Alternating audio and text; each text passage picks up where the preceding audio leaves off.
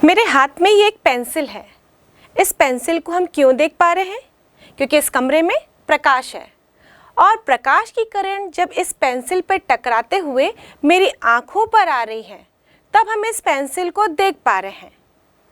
यहाँ पर हमारे पास एक कांच का बीकर भी है जिसमें पानी भरा हुआ है। ये पानी एक पारदर्शी माध्यम है, यानी कि ये प्रकाश की किरणों को अपने अंदर से पार होने देगा। तो यदि मैं इस पेंसिल को इस पानी वाले बीकर में डुबाऊं तो पेंसिल हमें नजर आएगा। चलो डुबा कर देखते हैं। इस पेंसिल को इस पानी वाले बीकर में डुबाने पर यह पेंसिल तो हमको नजर आ रही है, लेकिन क्या मेरी तरह आपको भी यह पेंसिल मुड़ी हुई नजर आ रही है? क्या जब मैंने इसे पानी में डाला तो यह पेंसिल टूट गई या मुड़ गई? ये पेंसिल ना तो टूटी है ना तो मुड़ी हुई है, लेकिन जब हम इसको पानी में डुबोते हैं तो ये हमको मुड़ी हुई नजर आती है। ये पेंसिल हमको इसलिए नजर आ रही थी क्योंकि प्रकाश की किरणें इससे टकराकर हमारी आंखों पर पड़ रही थी। अब ये पेंसिल तो मुड़ी हुई नहीं है। इसका मतलब ये है कि इस पारदर्शी माध्यम से जब इस पेंसिल की किरणें टकराकर वापस आ रही होंगी तब वो मुड़ गई होंगी।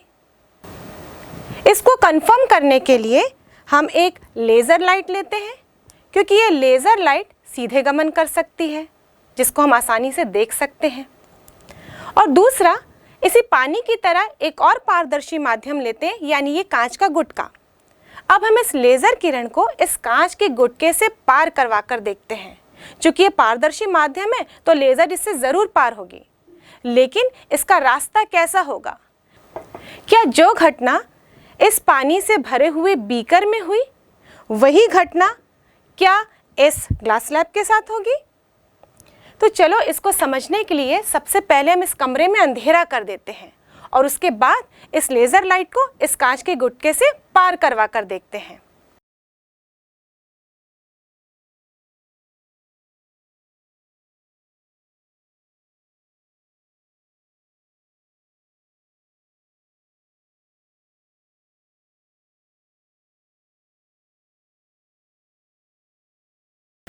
वैसे तो प्रकाश को संचरण करने के लिए किसी माध्यम की आवश्यकता नहीं पड़ती, लेकिन जल, वायु, कांच, इन पदार्थों में प्रकाश संचरित हो जाता है और जिन पदार्थों में प्रकाश संचरित हो जाता है उसे हम माध्यम कहते हैं। यदि किसी माध्यम के सभी बिंदुओं पर प्रकाश का प्रकाशीय गुण समान रहता है, नहीं बदलता, तो उस माध्यम को हम समांगी माध्यम कहते हैं। और जब प्रकाश एक समांगी माध्यम में गमन करती है तो वो सदैव ही सरल रेखा में गमन करती है। इसी प्रकार ये दूसरे समांगी माध्यम में गमन करेगी तो भी सरल रेखा में गमन करेगी। पर जब एक समांगी माध्यम से दूसरे समांगी माध्यम में प्रवेश करेगी तो वो अपने मार्ग से विचलित हो जाएगी और इसी अपने मार्ग से विचलित होने की परिघटना को ही हम प्रकाश का अपवर्तन कहते हैं। जैसे कि इस स्थिति में प्रकाश वायु से, जो कि एक समांगी माध्यम है, कांच में प्रवेश कर रही है जो कि दूसरा समांगी माध्यम है। यहाँ हम देख सकते हैं कि प्रकाश वायु से सीधे सीधे आगे निकल जानी चाहिए थी, लेकिन कांच सामने होने के कारण, कांच में प्रवेश करने के कारण ये उस मार्ग से ना जाकर ये अपने मार्ग से विचलित हो गई है और इसका मार्ग पहले वाले मार्ग के समांतर हो चुका है। प्रकाश की इसी घटना को, जिसमें कि प्रकाश एक माध्यम में चलते हुए दूसरे माध्यम में प्रवेश करती है और अपने मार्ग से विचलित हो जाती है, इसे हम प्रकाश के अपवर्तन के नाम से जानते हैं। और यही कारण है कि जब प्रकाश इस पेंसिल से बाहर निकली इस पानी के माध्यम से तो ये अपने मार्ग से विचलित हो गई, यानी कि मुड़ गई, जिसके कारण ये पेंसिल हमको मुड़ी हुई नजर आ रही थी। जब हमने लेज़र लाइट को ग्लास स्लैब से पार करवाया तो कुछ इस प्रकार का चित्र हमको प्राप्त हो रहा है, जहाँ पर ABCD एक ग्लास स्लैब है और ये जो लाइट रे दिख रही है ये वही लेज़र लाइट है जिसको हमने इस ग्लास स्लैब से पार किया था। अब इस चित्र में हम देखेंगे जो PQ है वो ऐसी किरण है जो एक माध्यम से चलती हुई आ रही है और इस ग्लास स्लैब पर पड़ रही है। ग्लास स्लैब एक दूसरा माध्यम हो जा रहा है। जो PQ लाइट रे है ये वायु से आ रही है जो कि अभी कांच से गुजरने वाली है। तो इस वायु और कांच के बीच में ये जो पृष्ठ है AB वो एक अंतरा पृष्ठ है, यानी कि इंटरफेस, जिसे हम अपवर्तक पृष्ठ के नाम से भी जानते हैं, और यहीं पर होगा प्रकाश का अपवर्तन। वैसे ये दूसरा पृष्ठ देखें हम CD, यहाँ पर भी प्रकाश इस कांच से आते हुए इस वायु में वापस निकलने वाली है। तो ये पृष्ठ CD भी कहलाएगा अंतरा पृष्ठ, यानी कि अपवर्तक पृष्ठ, और यहाँ पर भी होगा प्रकाश का अपवर्तन। इस PQ प्रकाश किरण को हम कहते हैं आपतित किरण, जो कि एक माध्यम से चलती हुई आ रही है और अंतरा पृष्ठ से टकराने वाली हो। ये जो पॉइंट Q है जहां पर ये आपतित किरण इस अंतरा पृष्ठ पर जाकर मिल रही है, इस पॉइंट Q को हम कहते हैं पॉइंट ऑफ इंसिडेंस, यानी कि आपतन बिंदु। और इसी पॉइंट Q पर इस अंतरा पृष्ठ पर यदि हम एक लंब खींचें, मतलब 90 डिग्री की एक रेखा खींचें, तो यही लंबवत रेखा कहलाती है अभिलंब। तो अभिलंब होगा MN। और जो अभिलंब और आपतित किरण के बीच का कोण है इसे हम दर्शाते हैं I से, और इसे हम कहते हैं आपतन कोण। अब जब प्रकाश की किरण इस अंतरा पृष्ठ से टकराएगी, चूंकि कांच एक पारदर्शी माध्यम है, ये कांच के अंदर प्रवेश कर जाएगी। हम यहाँ पर देख रहे हैं जो PQ किरण आगे की ओर सीधी चली जाने वाली थी, वो इस कांच के अंदर प्रवेश करते ही थोड़ा सा झुक गई है, मतलब इसके मार्ग में परिवर्तन हो गया है, और यही विचलन ही कहलाता है प्रकाश का अपवर्तन। अब ये जो किरण है QR, जो कि कांच के अंदर है, कुछ मुड़ी हुई है, जो कि आगे की ओर कांच में बढ़ रही है, इस किरण को हम कहते हैं अपवर्तित किरण, क्योंकि यहाँ पर प्रकाश का अपवर्तन हो चुका है। अपवर्तित किरण और अभिलंब के बीच के कोण को अपवर्तन कोण यानी कि एंगल ऑफ रिफ्रैक्शन कहते हैं, जिसे हम R से दर्शाते हैं। यहाँ पर ये फिर एक CD अंतरा पृष्ठ पर मिल रही है। इस सीधी अंतरा पृष्ठ पर हम देखें तो इस R बिंदु पर यदि हम एक लंब रेखा खींचें तो ये भी इस पृष्ठ के लिए अभिलंब का कार्य करती है, यानी कि M' भी अभिलंब है। ये अभिलंब M' और किरण QR के बीच का जो कोण है वो अंतरा पृष्ठ CD के लिए अपतन कोण कहलाएगा, किंतु इसे हम R से दर्शाते हैं। वो इसलिए क्योंकि अंतरा पृष्ठ AB और CD एक दूसरे के समांतर है, तो अभिलंब MN और M' भी एक दूसरे के समांतर होंगे। इसलिए ये दोनों कोण जो यहाँ पर बन रहे हैं, ये दोनों कोण भी बराबर होंगे, और इसीलिए ही हम इसे R से दर्शाएंगे। अब इस बिंदु R को देखें तो जो अपवर्तित किरण आ रही थी QR, ये इस बिंदु पर अपतित किरण का कार्य कर रही है, और यहाँ पर फिर से R बिंदु पर प्रकाश का अपवर्तन हो रहा है, और ये किरण RS के रूप में इस कांच से बाहर निकल रही है, यानी कि माध्यम वायु में ये बाहर की ओर गमन कर रही है। ये भी अपवर्तित किरण ही है RS, जो कि माध्यम में बाहर निकल रही है। चूंकि कांच हमने एक बाउंडेड मीडियम लिया था और प्रकाश की किरण इस कांच के अंदर प्रवेश करी और इससे बाहर निकल रही है, इसलिए इस किरण का हम नाम देते हैं निर्गत किरण। वास्तव में निर्गत किरण भी अपवर्तित किरण ही है, लेकिन यहाँ पर ये बाहर की ओर निकल रही है, इसलिए इसका नाम हमने निर्गत किरण दिया है। इसलिए जो अभिलंब और निर्गत किरण के बीच का कोण है इसे हम E से दर्शाते हैं, जिसे हम एंगल ऑफ इमर्जेंस कहते हैं, यानी कि निर्गत कोण कहते हैं।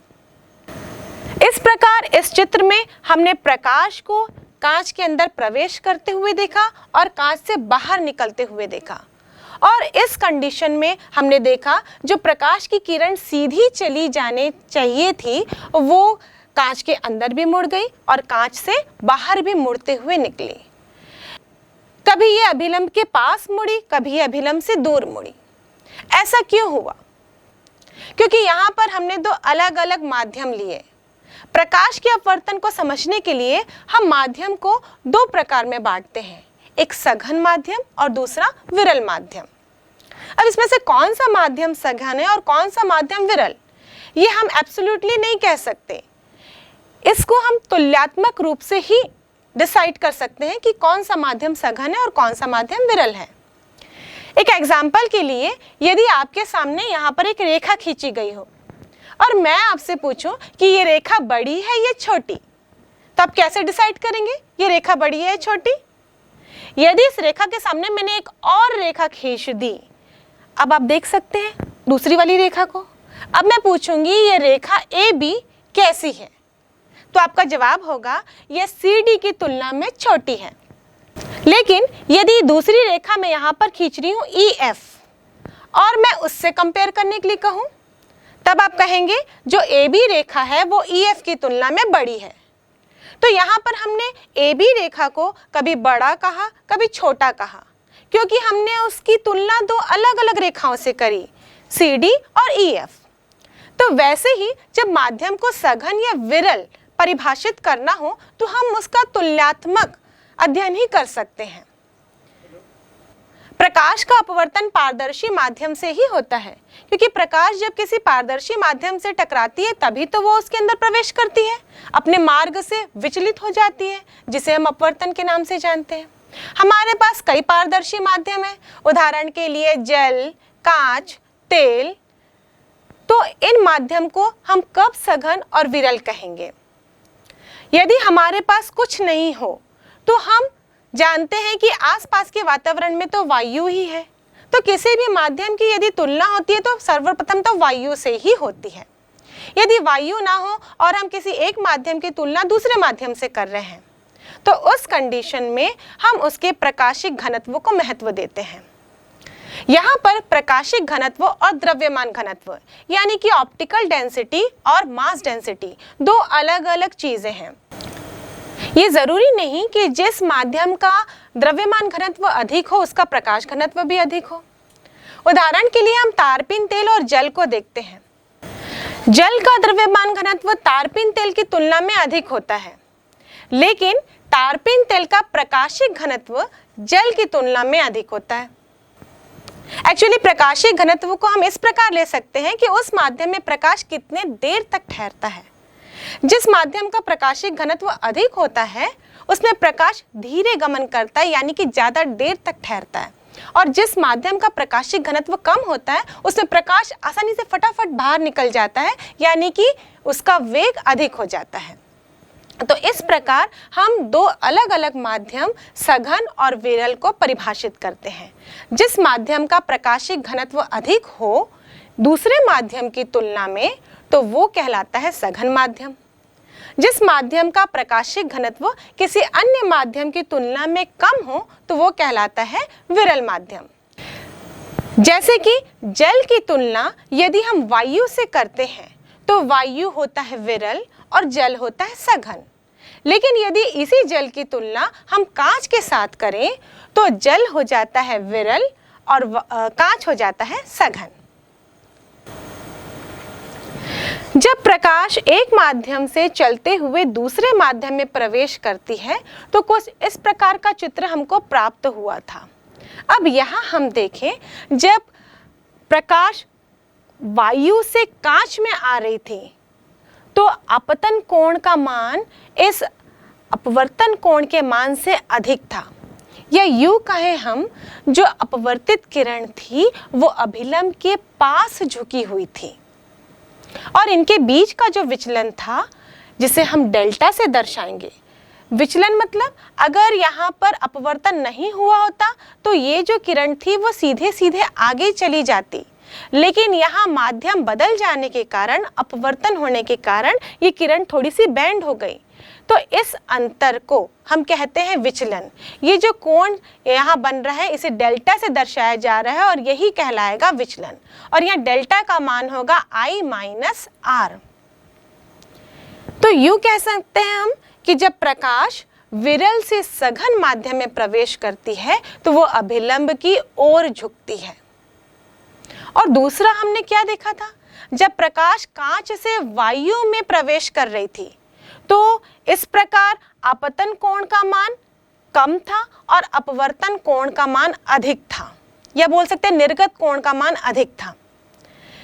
इस कंडीशन में आप विचलन देखें तो विचलन यानी कि ये जो किरण थी QR, ये सीधे सीधे आगे की ओर निकल जाती, लेकिन अपवर्तन के कारण आप देख रहे हो कि ये किसी और रास्ते RS से जा रही है। तो ये जो मान है, ये कोण है डेल्टा, यही कहलाएगा विचलन, और यहाँ विचलन का मान होगा R-I।